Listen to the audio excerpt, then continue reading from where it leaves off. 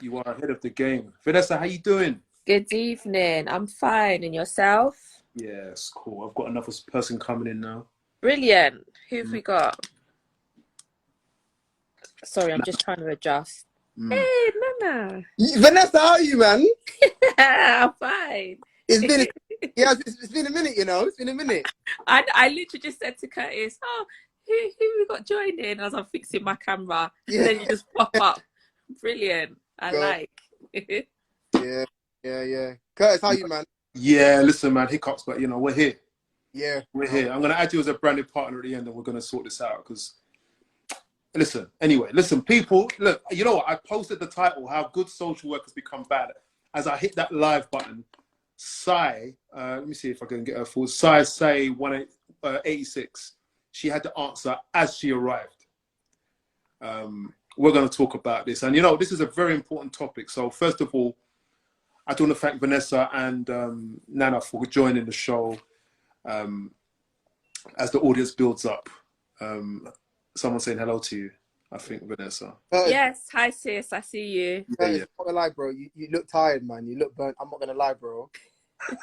And that's social worker to so. This is with makeup on. I'm wearing makeup today. I can see it, bro. I can see you're tired, man. I can see it, man.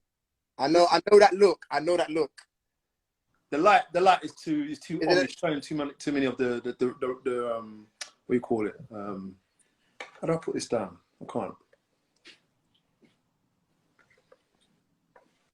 Nah. All right. Look, it is what it is. Yeah. Yes. So, where are we? Yeah, I am actually very tired. I am very tired, but this is what it is, and I'm not going to say anything because I don't want to. Just in case my manager's watching. She's No, she's a bro. really nice lady. Bro, it's important that you do talk and speak. We have to speak about this. We need to be talking about this because everybody's very tired. Everyone is. You know what I mean? Long light. All right, look, we're going to get another light.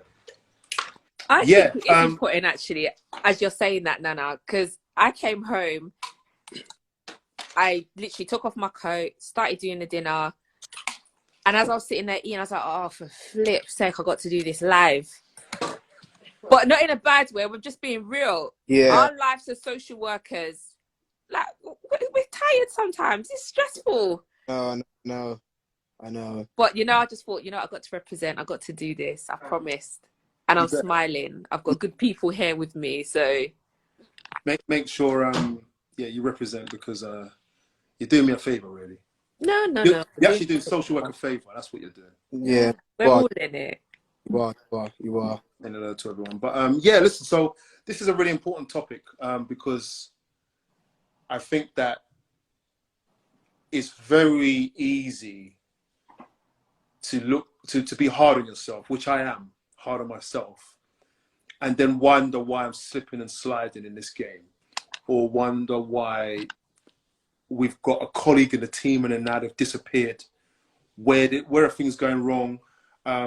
People looking at their own practice and feeling down about their performance as social workers.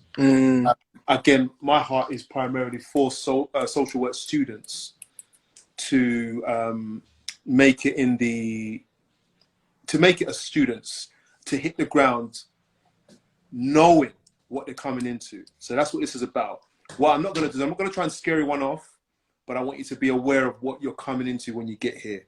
I would ask you individually, maybe Vanessa first, what do you want to get across today? I mean, no one's prepared for the questions, but we haven't even spoken about the discussion. Just to let you know, I gave you guys a topic. You said yes, but what would you like to leave everyone with before we end?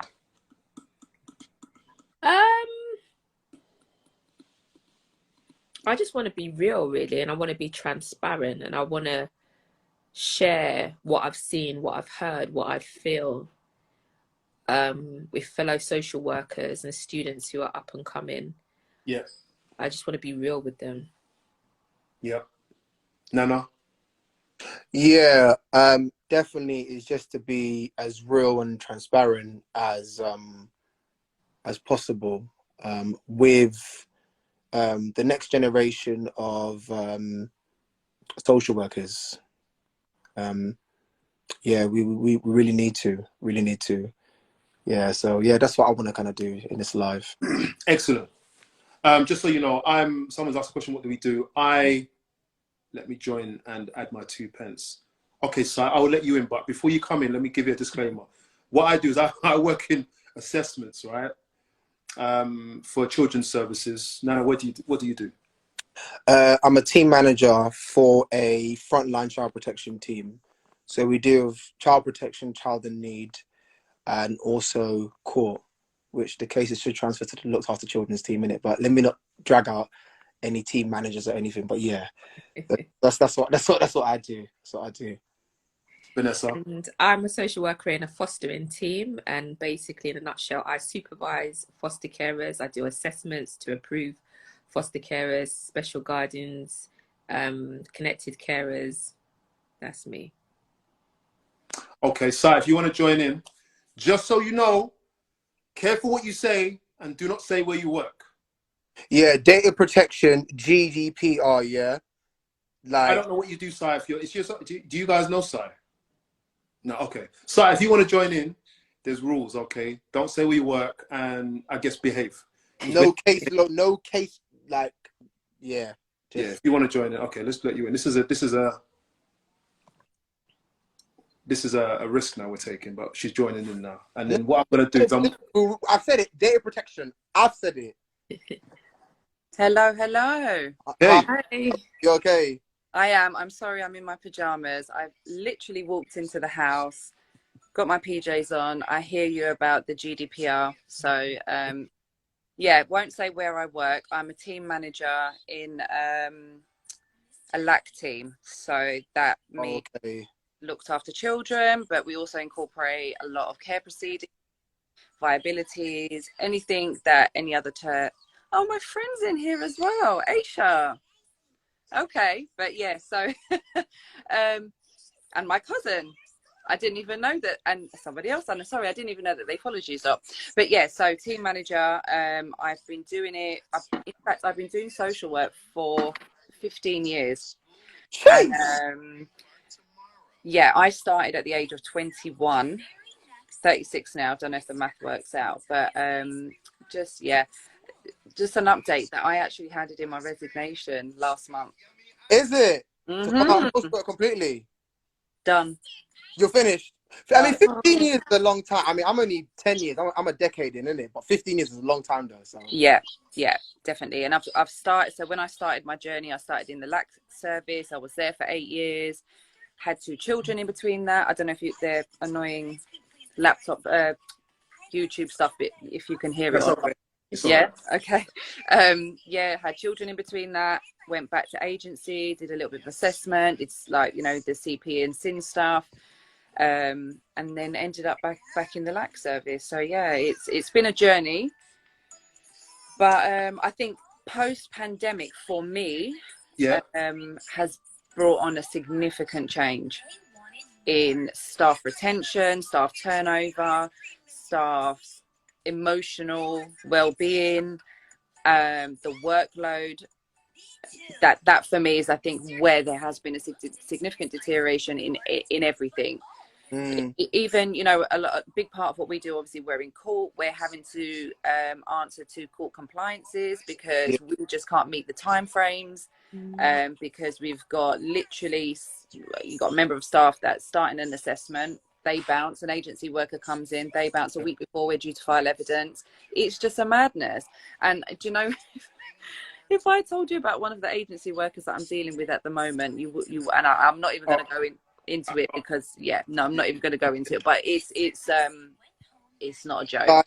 So you know what I mean, just to say, as a fellow team manager, I get where you're coming from. I'm not gonna lie though, your service right now, I ain't best friends with your service, in it, not you in particular. How do you know where I am? Yeah.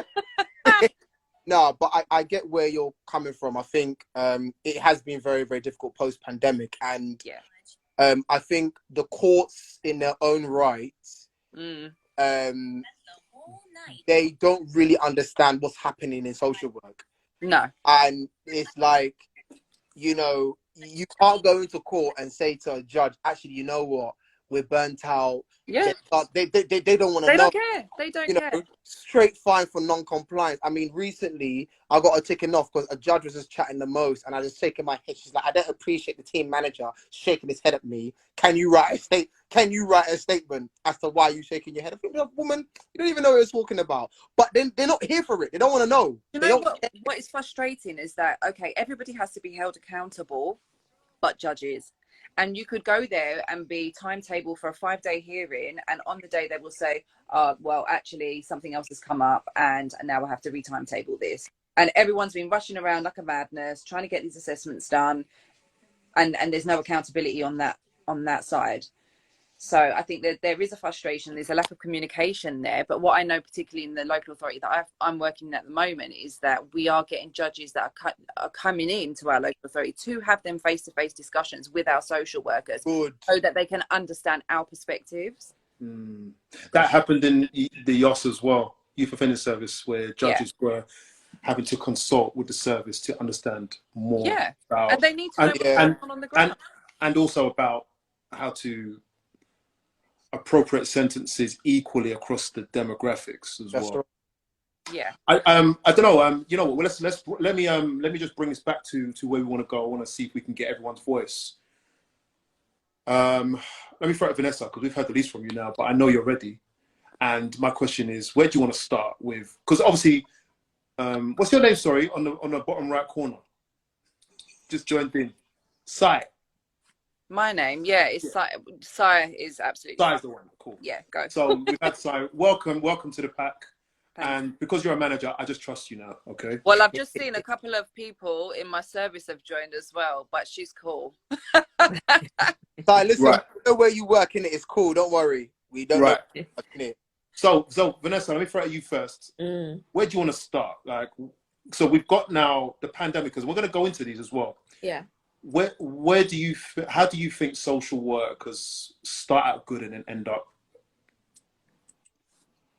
bad?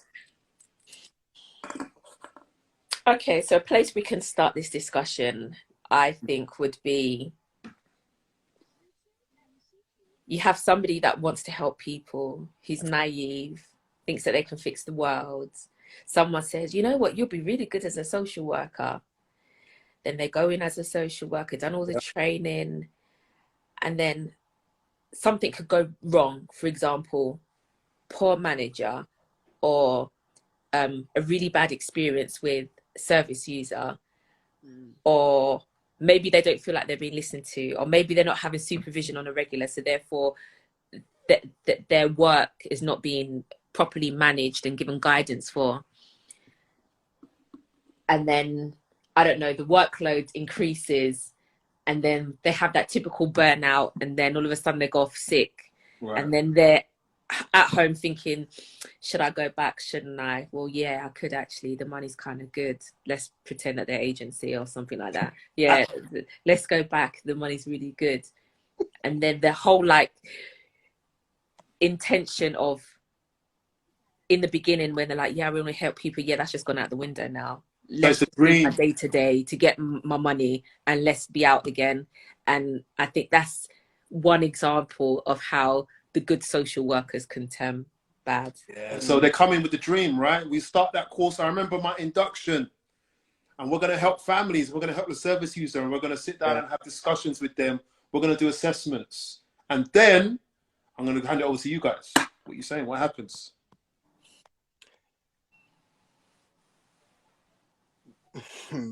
Yeah, go on. Yeah. I don't know what to jump in. So I'll let you jump in. Go on.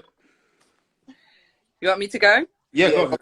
Yeah. Okay, so I suppose for me, starting off so young, I think enthusiasm was a big one. A level of naivety, 100%. Every single person in my team said, you are too young to do this. And I was like, no, I got it. And, you know, because I went into a LAC service, I weren't far off the same age as a lot of the young people I was working with. So initially I thought actually that would help me in building a rapport with these young people, and it did. But I think social work has also changed over the years. There was a time where you would be able to spend quality time with these young people. Part of the service that I was working in, they encouraged you to do things like take the kids to the cinema, take them bowling, take them out for meals. There's no such thing anymore. And what I know is that the difficulty is the caseload is just outrageous. So, you know, you trying to do a visit from, particularly in the LAC service, you've got kids. I know I've got kids that are in London, some that are in Scotland, some that are... Listen, I remember I had to do a visit as a social worker. I was 8 months pregnant on the train to Wales. And, and it was just an expectation. It was just an expectation. And I think, you know, you use all your willpower, physical and mental, and there's only so much of it you can do. And I think despite, you know, one little piece of annual leave here and a little, you know, by the time you get back on day one, you're back to that stress again, because you've now got the backlog of what you've just left behind. And you're constantly, I find in social work, you're never on top of everything. Everything is a catch-up game. And I think, yeah. Okay, so you mentioned that catching up element. What tell us how that might impact our dream. Okay, so a perfect example for me, even just emails. As a team manager, Nana, you can, I can walk to the bathroom, come back, and I'm like, well, how is it? It's on a whole new page. Do you see what I'm saying? So like, I've got to authorize this. I've got to do. It's a madness, and you're laughing because you know it's true. But yeah, so that's going to impair, stop it please, that's going to impair my ability to be able to be as present in a timely manner, because I'm not going to be able to do everything in that way. Plus when I've got my diaries back to back full of this meeting, that meeting, and because some workers are underperforming, I'm then having to do meetings for them. I'm not going to ask you again. So, you know, I just want to say, we need more parents like that. Yeah. What? We need more parents who will say it. Like, stop that now.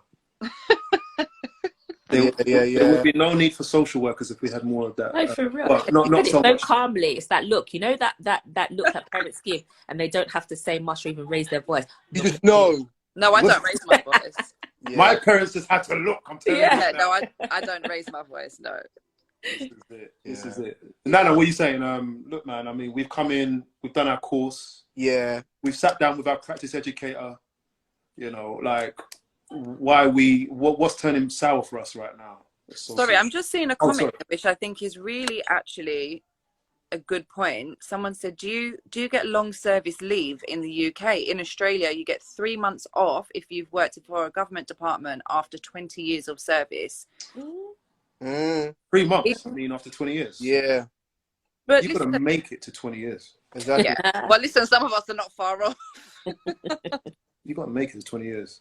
20 years. But, you know, if you have that incentive, I feel like that period of a break will allow you to refresh, regain your senses, because it's lost by the time you get to them 20 years. So just before you go, Nana, I've got Puedu 21. I will let you in, but I'm going to let you in a little bit later, if that's all right, if you stick around. Go ahead, Nana. Yeah, I mean, I think for me, I have the same kind of route as what Sai said, because I mean, you know, all I've done is child protection. So I qualified at 21, you know, and I went into localities. So we did everything: child protection, child need, lots of children. And I was at the youngest social work at the time for the borough I previously worked in. My manager said, "Now you got so much energy." I mean, I was literally full of energy, you know, wanting to make so much changes. You know, I'm that social worker. I'll be doing home visits till 10 o'clock. Yeah. You know, I remember I placed a child in Southampton. I didn't get home till 3 o'clock in the morning. Wow. You know, even last year or 2 years ago, as a DTM, a young person, I went to pick him up from Scotland and I brought them back down. And, you know, obviously as a team manager, I haven't done that, but yeah, but that's how passionate I was. But I think over the years, as I've gone up through the chain, like, I think Sai's right, I definitely became a lot more serious, and I started to see where social workers actually, we very much actually became very limited. The burnout, the caseloads is really heavy on social, and it takes away from the good work that we try and do. I mean, even in my role as a team manager, I always feel guilty. It's like I have performance meetings with my team. I've got to send them out my stats to go and say, visit out, because I'm getting pressure from my manager, who's from her head of service, who's getting pressure from the director in terms of why things are not being done. And it doesn't make social workers feel good. And you're basically explaining to them that social work right now, we're firefighting every single day. It doesn't matter which service you're in, whether you looked after children's or assessment, or you're in long-term CP and SIN, you're firefighting every single day. So that enthusiasm for me as a social worker that I had 10 years ago, it's still there, but it's been drained out of me a lot. And, you know, when I speak to upcoming social workers and students, it's not really to scare them away, but it's to actually manage expectations of what you're actually going into. Obviously, don't go and lose the passion, because you should have that. And you should want to make changes. That's why you've gone into social work. But as, you know, Sai said, social work's completely changed. You know, helping families move. I used to help families move, get a zip car, take things to them. You know, financially wise, we haven't got those things anymore. Just to get certain things approved or taking children out, we can't. I've got to shut down social work and say, no, actually, we've overspent. Do you know what I mean?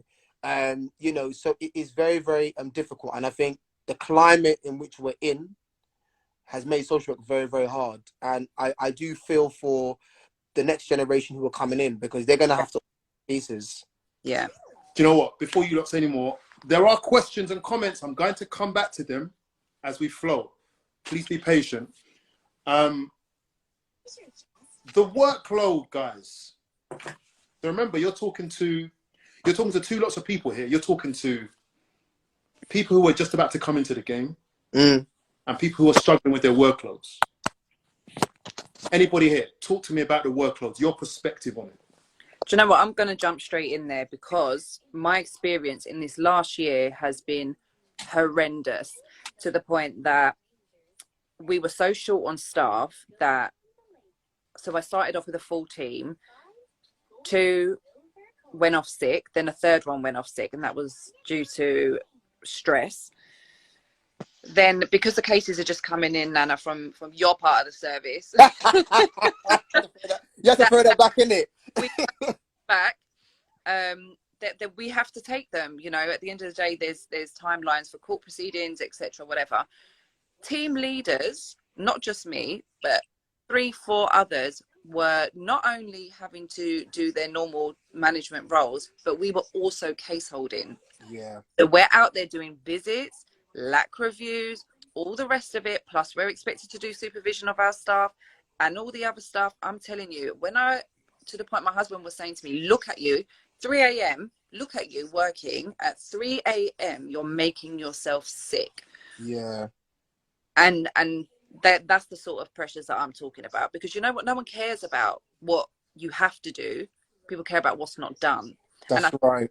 For that middle management level, we're getting it from the bottom and we're getting it from the top. Okay, so you're in the middle of the sandwich. Yeah. Yeah. What we call it in my office is a shit sandwich. Yeah. Also, I don't know if I'm allowed to say that, but in my office, that's the level. That's the as long as you don't swear and put someone's name on the end of it. Vanessa, what did you want to say something? Yeah, I did. That's really interesting. It's really nice actually to hear a team manager be real and say how it is, because where the local authority that I work for, you see it happening all the time. Exactly the same scenario that Sai's talking about, where the head of service is actually managing cases. That's crazy. Really? And then I'm thinking to myself, so basically I'm the newbie out of all of us. I qualified in 2019 and I did my ASY in the CLA team. They didn't like to use the word LAG. Yeah. And because of those reasons, I'm like, I can't do this. I'm not going to kill myself off to do this. I cannot. And that's why I moved to the fostering team. Of course, yes, it has its own struggles and blah, blah, blah, but it's more manageable for me. But again, linking it back to the question about how good social workers turn bad, if you're getting somebody like yourself, Si, that is managing all of this, you've got your own stuff to manage as well. Something somewhere may begin to slip. Absolutely. And then when that thing slips, Mm-hmm. then you're going to have that pressure coming from above. Mm-hmm. And then you're going to have to prioritize. But sometimes that prioritization might affect certain members of staff.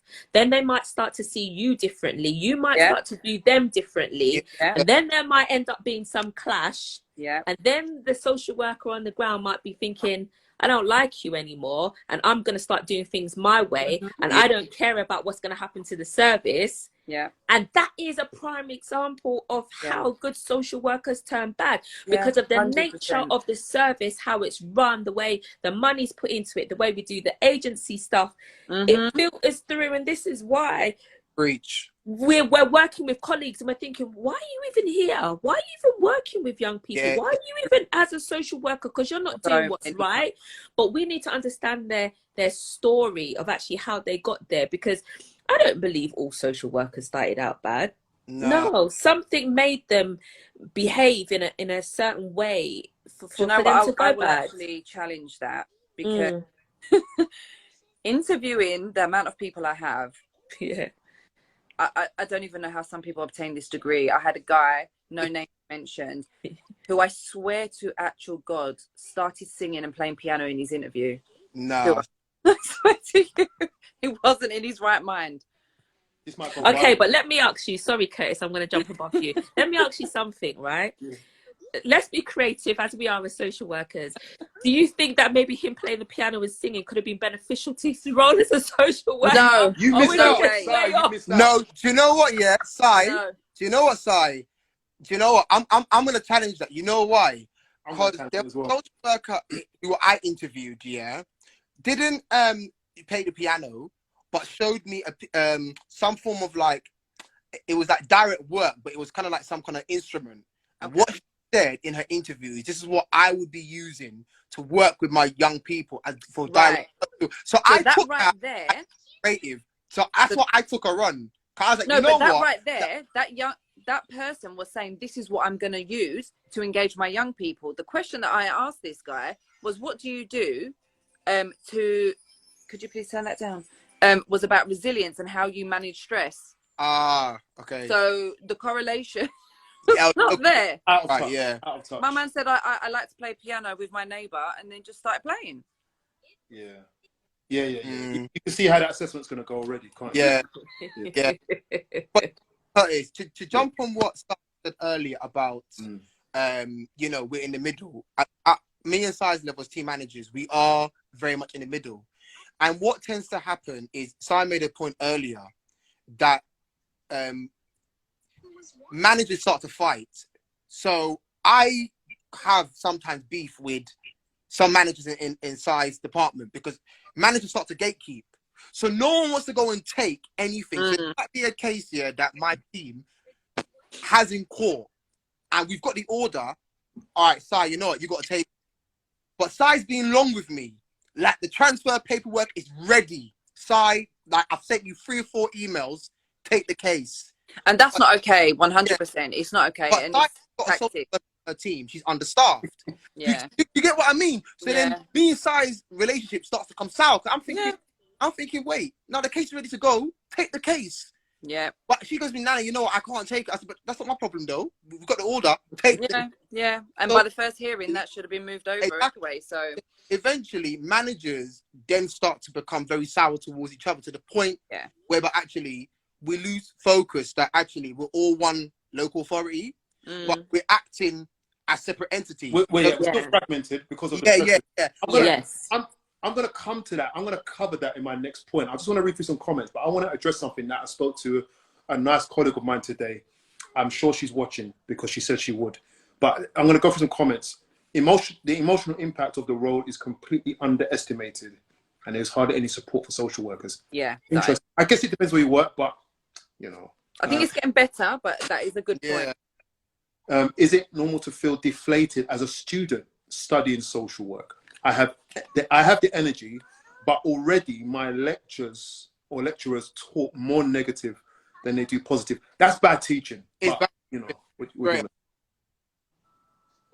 That's bad teaching, in my opinion. Yeah, agreed. Because we're going to cover, although we're complaining at the moment, just letting off the steam, we're going to go through some positives so that you can hit the ground running. But what's your opinion on bullying by a practice educator? Nana, who are you bullying?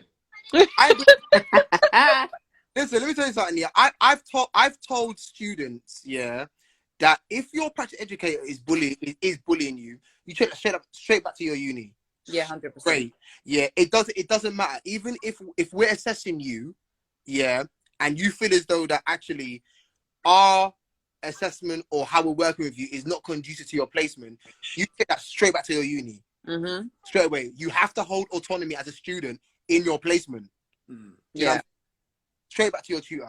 And similarly, what I've noticed with a lot of the ASYEs that are coming in, they're having difficulties with IROs, where IROs tend to believe that they're dictating, but they're forgetting that they're actually making recommendations. And with the newly qualified, we're having to remind them, actually, no, what they're doing is making recommendations. They're not setting the rules. They're not creating a care plan for this child. They can say what they feel is appropriate, and it's about them understanding where they need to speak up, I suppose. And it is about, you know, a lot of it is going to be experience, but good supervision or good counsel from teammates and managers would be really helpful in that.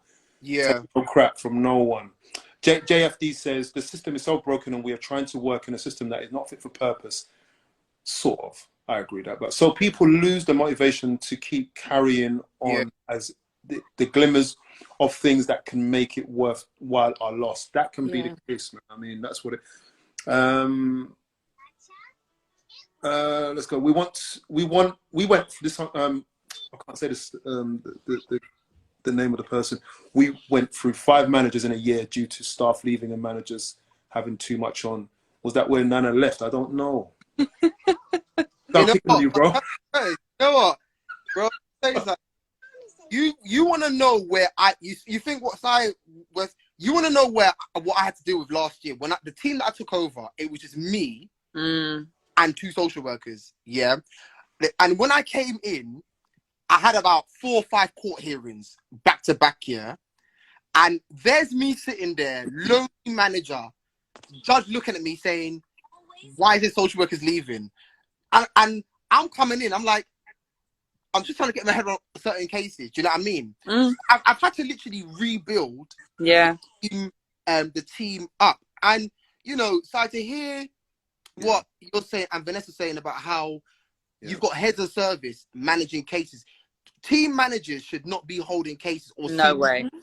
Yeah, because we've got to be here, big decisions. But I've had to go out. I sometimes still go out and do visits. Yeah. As a team manager, but I shouldn't. Like, even if I logged on to the live today, I've got a final statement that I need to QA. And I've got 4 care plans that I need to sign off, because I've got court next week. Like, I've got court on Monday.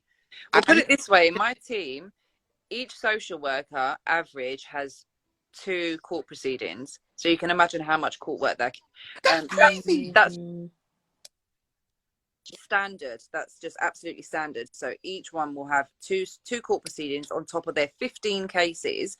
So imagine how many children I have to keep on top of. That's over 100. Well, again, maths, I'm not sure, but like I know when I was holding cases on top of that, I was overseeing 100 kids. So of course there's going to be mistakes that are made. I'm only one human being, and we have no deputy as well. I mean, obviously my service in it, so we're standalone. You're the deputy, so it's just us. We manage it, run with it.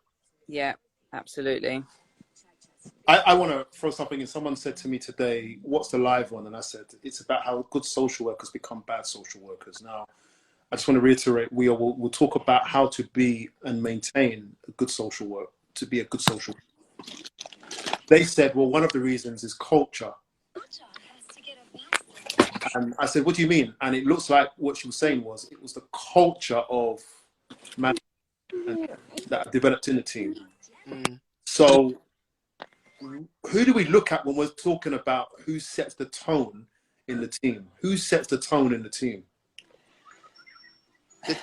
I think definitely the manager plays a big role. I know for me, certainly when I first joined the team, my thing was very much about self-care and well-being. So when we had our team away day, we started off the educational part of it was about how to look after ourselves as professionals. If we can't look after ourselves as professionals, how then do we look after the people and families that we're working with? Then we had like I mean, I'm a bit hippy dippy, but you know, my crystals and stuff. But then we had a bit of a yoga session, and then the rest of the day we what did we do for the and then the rest of the day we went axe throwing. That's good. To release some energy. So I was like, I wanted to take them out of that learning space, and you know, obviously have it as part of it, but also incorporate an enjoyable, fun side, release some energy, release some anger. And I think a lot of them was a bit like, oh, I don't really want to do it. But by the end of the day, they were like, we were so glad that we did that. And again, team meetings, you know, I try and change it up rather than sitting in the office and doing the team meetings every fortnight and everyone's in the same space. Do you know what? Every other one or every month, let's go to the local cafe. And we'll have our team meeting there. And there's been a few times that I've paid for them. You know, I'm not saying that everyone should do that, but I feel like it builds a rapport. Yeah. Anyone else? Culture. Who sets the tone? What's the power of culture when it comes to making a good social worker bad? It's definitely manager, Curtis. I mean, I have to agree with Si. Well, I like with my team, for example, we said, you know, once a month we go out to eat for dinner for a meal. We go after our duty week. I like that, you know, out do maybe an event together. You know, one thing about me as well is that even for example, yeah, you know, so I know a lot of local authorities, you know, your toil day is 2 days in a month. For me, whatever hours you incur, you take that toil. 100%. I don't. If you incur more than 2, I don't go by. Anybody? Yeah. Yeah. But I don't go by that rule because I feel as though social workers, you don't occur 2 days of toil in a month. You do more. So if social worker my team say, Nana, you know what? I've got 3 days worth of toil. I take it. Yeah. Because I've got to take care of my team. Then, do you know what I mean? With team meetings and performance, you know, I say to the team, look, is there anything as a team manager, anything that I can do? You know, and they say to me, Nana, you know what, it's not really you, it's the system. But I say, look, I'm not always right about everything.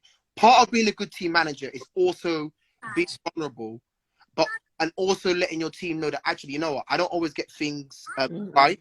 If you're a manager who says the team will never work for you. So I try and make sure that I'm flexible. If my team need time off, I will tell them. I will say to my team, have you taken your time off? Are you going gym? All these sorts of things. It's important. The team manager sets the tone because you're the one who will gatekeep for your team from professionals and potentially your senior managers as well. If your senior managers are getting onto your team, you have to be there to back your team as well. Yeah. You set the tone. Yeah. So I think, but both of what the Nana and Si, what you're both saying, I think it's really good to hear that coming from a senior position than myself. I think also what works for me as a social worker is being given that space to manage whatever I need to manage in terms of my caseload, and understanding each member of your staff team and what situations they respond or work better in. Yeah. So, for example, you try and micromanage me, you're going to put stress on me, and then I'm going to make mistakes, and then my confidence is going to get low, and then I'm probably going to go off sick, and then you're not going to get nothing from me.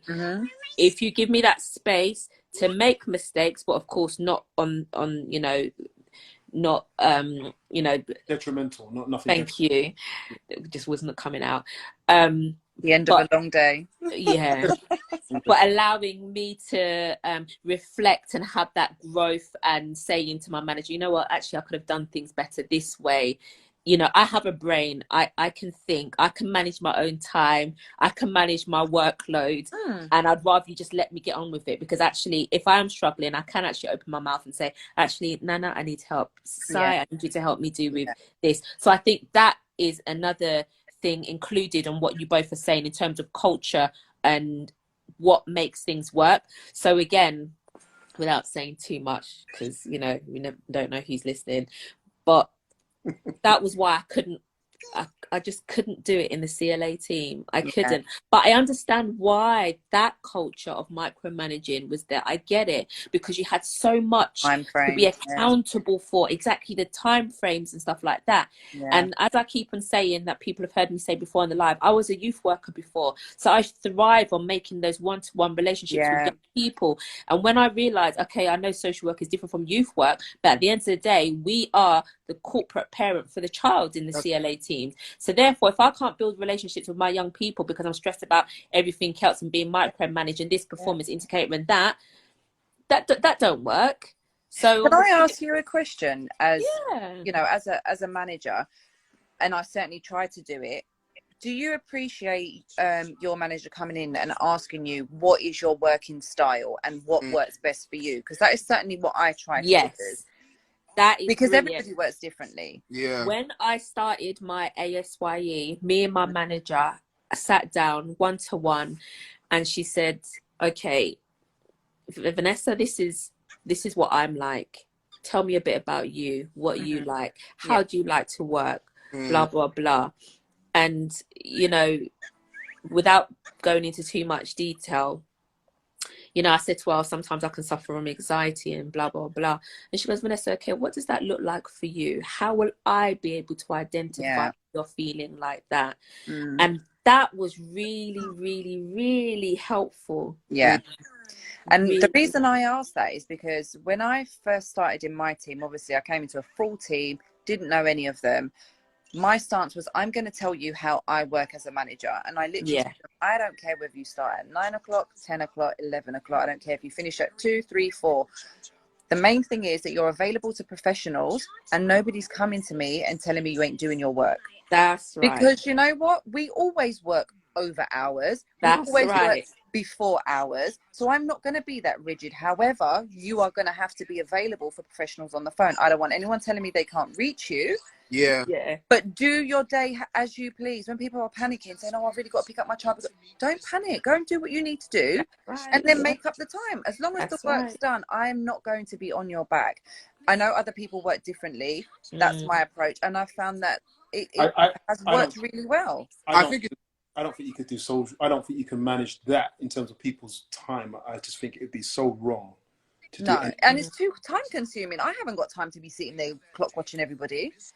No, I haven't got the time too, but I know, like, I mean, recently, you know, what, you know, I was in a you know, I think one thing my manager went and said is that, you know, the whole thing, you know, it's, you know, for agency social workers, and you know, they're saying they're doing their work, but we're not seeing it on the system.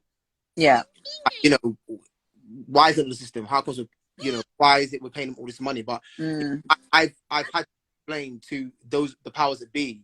Social workers are on the back foot, and we have to appreciate as well that social workers are trying really hard. And I appreciate that. If it's not the system, I get that it's not happened, but they are really, really, really trying. And if we as managers continue to put pressure on them, more than already what they've already got, they are gonna, you know, walk away. And you know, there was a social worker who I took in my team who, one of the things he was saying to me is that he was very happy that I took over as the new team manager, because he felt that the outgoing manager was telling him off. His confidence said I give confidence in terms of his cases. You know, so I just think it's important that we have to make sure that we patients, because yes, it's child protection, it's looked after children, we've got to do work, but we make sure that we also safeguard our social workers as well. Absolutely. You know, micromanagement is not easy, it's not nice. I was never micromanaged, so I don't do that with anybody in my team. For me, I want the work to be done, I want it to be system. But if you're struggling, you do speak to me. But I'm not here to police Yeah, absolutely. What I will say though, there is staff that does need more monitoring. Yeah. So you might say, okay, can I have this done by this time frame, and can you ensure, like, but it's not going to be in the sense that you're going to make that person feel a certain way. No, so there's ways of doing it.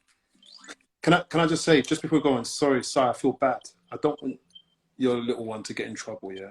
She should be asleep anyway, so. But I can, they just need to turn it down a little bit. Yeah, did you hear that, Liana? Because what it is, it cuts off the mic. It cuts off, Sorry. no, it's okay. No worries at all. How many hours are we working? 50. 50 a What's the week. question? 50 a week or even But more. do you know what? When I was in the CLA team, I used to do 12 hours a day, standard. Yeah. That wasn't continuous, but I did 12 hours. Yeah. And my children were being affected. Relationships with family were being affected. I'll be sitting there crying my eyes out. I'll be tired. I'll be miserable. That's why I was like, no, I'm not doing it no more. I can't. Now, in the fostering team, I can honestly say maybe 9 hours max. And for some reason, I'm able to be more... I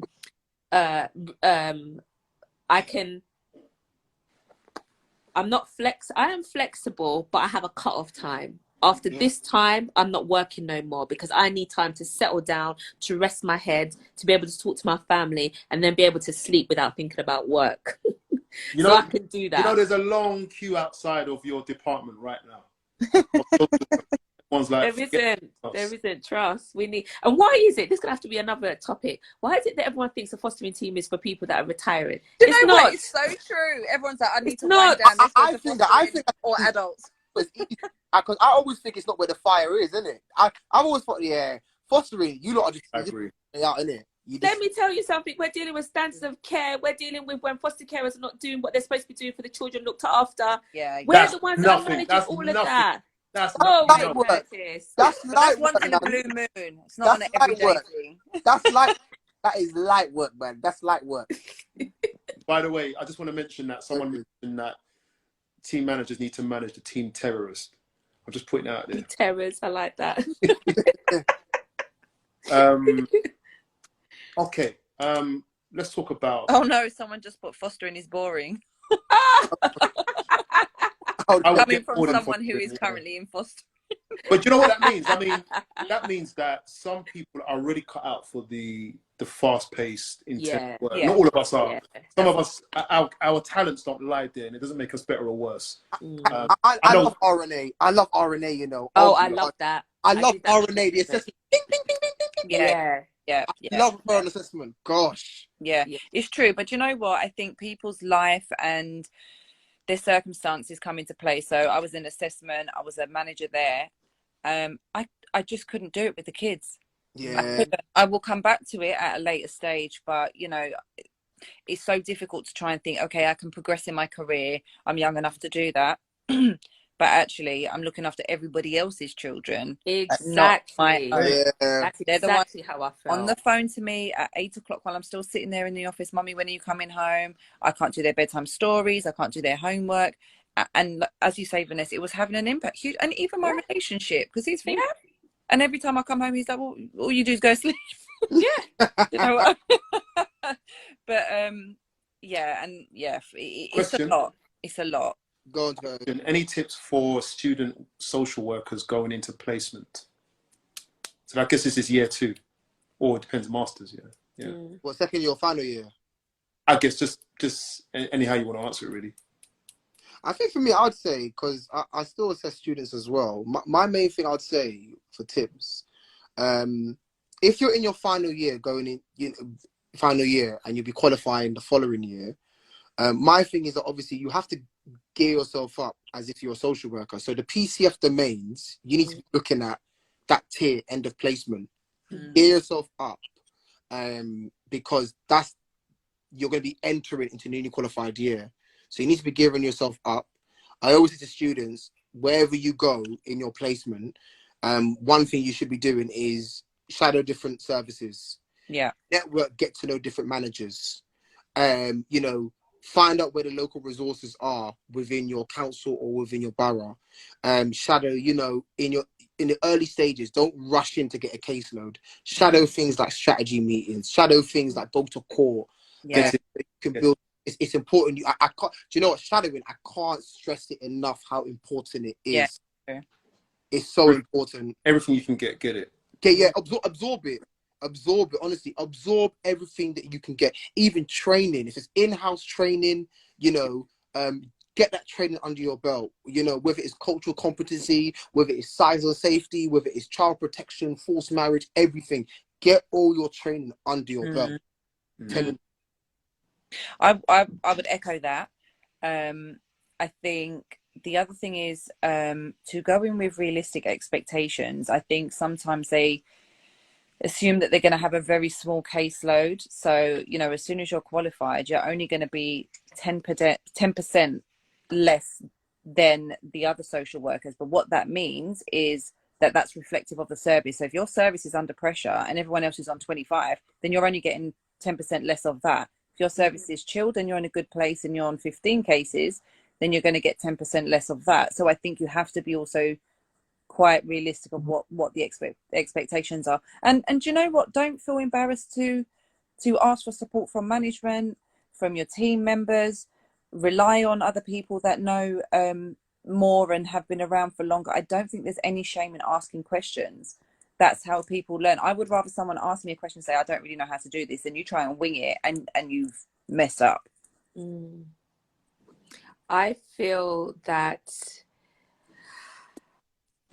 going on placement is a test to your character in terms of whether or not you are cut out to be a social worker.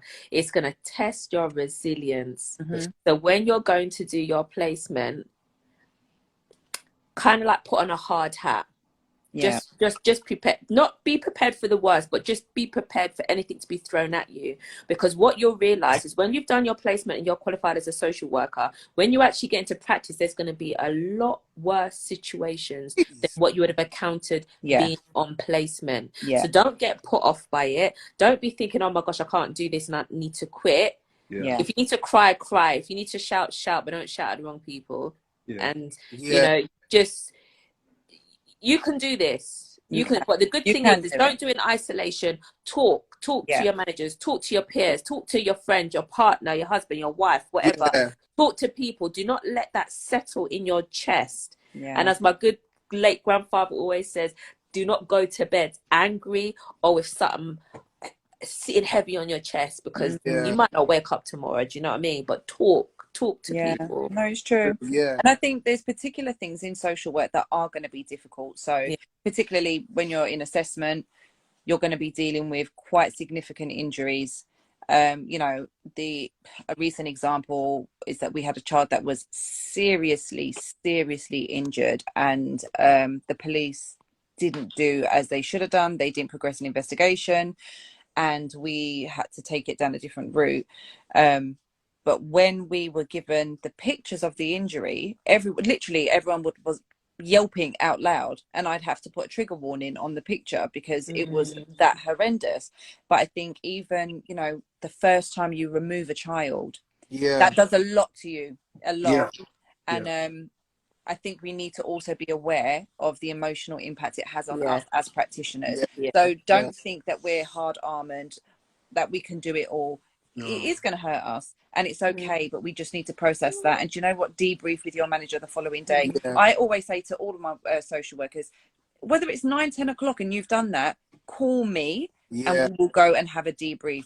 Or every single one of my workers know. I had a social worker, in fact, that wasn't even part of my team, and she had something serious going on in her family. She called me on a Sunday and bawled her eyes out. I will take that call, because it's not just a professional relationship. I have to be there to support you as well. And also the thing as well is that, you know, for those who are coming into this role, and I want to be very clear that there is stigma there about us, social workers, and the work that we do. And going into this role, people are not going to be liking you, and a lot of decisions that people are going to disagree with. What's important, so like for example, when you go to court, and a child comes into care, obviously your first removal will be hard, but you always have to remember the context of why you're doing what you're doing. Yeah, people will see you as the enemy for taking their children away or seeking an order, what have you. But you have to reflect on the reason why you're doing it. Is the action and process that I'm taking, is it justified? Is it in the best interest of the child? And for a whole court to rule in that decision, that's right. Is absolutely the right decision. But I tell you that the first time I removed a child, the reason I cried was not because I took the child from the parents. We had planned it in such a way that I was going to go to the mother's house. She was going to have, you know, half an hour, whatever, with the children, and I was going to take them. The boys, or the children, sorry, were fine. Absolutely fine. Bye, mummy, whatever, in the car with me, took them to the carers. I cried because they cried when I left them. That got to me more than anything else. And I had to hold it. And as soon as I got in the car, I was like, ah! But because it just goes to show, you know, ultimately that attachment with his mother was not there. And just reinforces what you said, Nana. We're doing this for the right reasons. And then once you get past that difficult stage and you see how then children thrive within days in the right setting, it just goes to it. Yeah, it reinforces it all. Yeah, it does. Yeah, it does. We've got a question for you all, for managers. As managers, would you allocate workers more families than others just because you think they can handle them more than the other people in the team? No, it's not about that. I mean, for me, I look at my team. I look at my team, and I look at the numbers. It's not about they can take on more. There's a lot of things you have to consider. You have to also look at experience, but you also have to look at numbers, and you have to look at complexities as well. Yeah, because you have to make sure that when you're allocating cases out to social workers, that is also very much it's even. So I wouldn't go and give certain social workers more because I know they can take it, because that isn't fair. But if, say, for example, I've got a social worker and they've got, say, supervision orders, and they've got like all their children's supervision orders, I know that can be managed. I might say that actually, you know what, okay, they could go and take a bit more, but you can't overload and accommodate. You can't overload one social worker because you know they can take it, and then the others can't. No, you have to make sure that it's even, because you got to look at the numbers. It's not fair to be doing that. Yeah, I agree. Although it didn't happen with me, but I was cool because my manager, the previous manager, he was really good, and he would tell me, say, Curtis, I'm giving this one to you. I know you've got a lot. I've got your back. But Toyle, you have take it. No questions. So I will look after my manager because he looked after me. Yeah. Someone's saying here, any advice for those entering social work field in their early 20s? We said this last time, didn't we? We were on go for it. Yeah. Don't let no one tell you nothing. You're a social worker. Yeah. Back it. Yeah. You can do it. You can do it. Let me see if there's any more questions. I've got. I want to move on to one more topic, two more topics. Thank you for your answers. You're getting thanks, guys. We're really appreciating. I'm learning as an ASYE not to underestimate your knowledge and experience. I remember actually saying in a meeting, I know I'm just a student, but I like that. No. What don't ever say that. Don't do it. Don't ever say that. Yeah. Say what you got to say. Valid. You're working with the family. They're not working with the family. You can say, from my observations, I have seen. Yeah. Because what you're doing is that you're showing that you don't have the confidence in your own decision. Yeah, that's right. Or you say, this is the work that I've done with this young person. Absolutely. And what they told me, that you've got to word it like that, because when you go in as a student or newly qualified, professionals, because they know you're fresh, they home in on that. They do that a lot. Don't ever say, oh, because I'm a student. Nah, just say, this is the work that I'm doing. Listen, don't be... We have youth practitioners, we have family practitioners. I don't like when they're looked upon less than anybody else. Yeah, we have to everybody, and you need to kind of turn up with a little bit more presence.